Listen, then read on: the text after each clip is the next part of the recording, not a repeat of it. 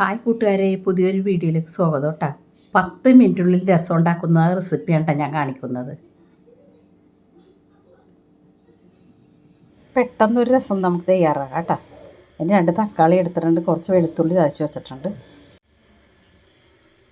പിന്നെ കുറച്ച് കുരുമുളക്, ജീരകം, 2-3 ഉലുവ കേട്ടോ. ഇതെല്ലാം കൂടി ഞാൻ ചതച്ച് വെച്ചിരിക്കുകയാണ് കേട്ടോ.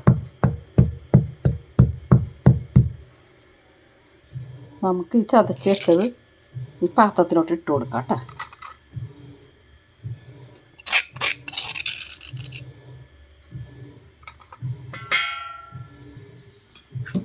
ഈ വെളുത്തുള്ളിയും കൂടി ഇട്ട് കൊടുക്കാം കേട്ടോ. ഈ തക്കാളി നമുക്ക് ചതച്ച് കൊണ്ടുവരാം കേട്ടോ. ഇതൊന്ന് ചതച്ചിട്ടുണ്ട് കേട്ടോ. നമുക്ക് ഈ ചതച്ചതും കൂടി ഇതിലോട്ട് ഇട്ട് കൊടുക്കാം.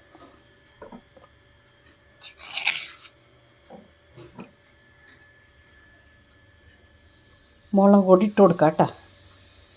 പുളിവെള്ളം ഞാനിവിടെ വെച്ചേക്കണം കേട്ടോ. ജഗ്ഗിലെടുത്ത് വെച്ചേക്കണേ. പുളി നേരത്തെ വെള്ളത്തിലിട്ടതാണ്. സ്വല്പം കൂടി ഇട്ട് കൊടുക്കാം കേട്ടോ മുളക് പൊടി.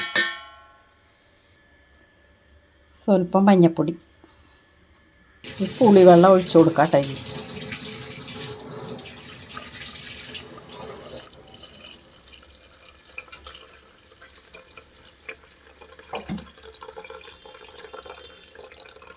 ആവശ്യത്തിന് ഒഴിക്കാം കേട്ടോ വെള്ളം. കുറച്ചും കൂടി ഒഴിച്ചു കൊടുക്കാം കേട്ടോ വെള്ളം.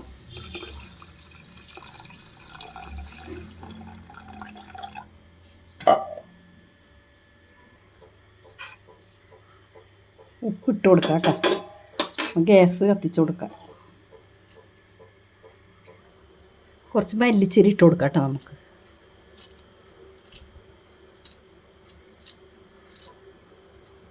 പെട്ടെന്ന് ഉണ്ടാക്കാൻ പറ്റിയ രസമുണ്ട് ഇത്.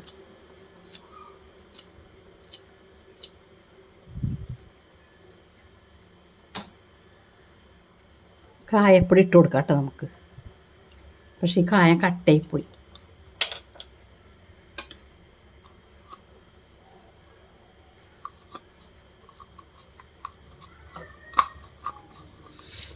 ഭയങ്കര പാടല്ലോ വരാനായിട്ട്.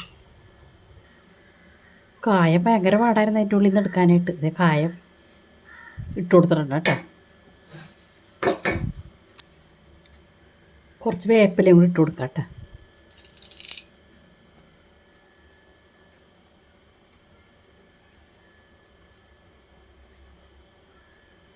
പിന്നെ കുറച്ച് ശർക്കര.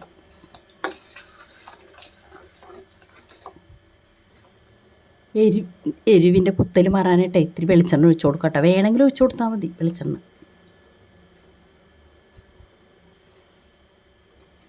രസത്തിൻ്റെ ഉപ്പും പുളിയും നോക്കാം കേട്ടോ.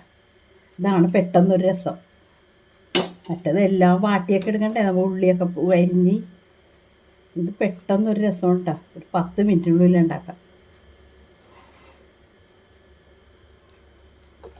അടിപൊളി രസം. ഈ രസം എങ്ങനെയുണ്ടെന്ന് കമൻറ്റും ലൈക്കൊക്കെ ഇടണം കേട്ടോ. എനിക്ക് സബ് തരാത്തവർ സബ്സ്ക്രൈബ് തരണം കേട്ടോ. അടിപൊളി രസമുണ്ട്. പെട്ടെന്ന് കറിയൊന്നും ഇല്ലെങ്കിൽ നമുക്ക് വേഗം തന്നെ ഉണ്ടാക്കാൻ പറ്റുന്നൊരു രസമാണ്.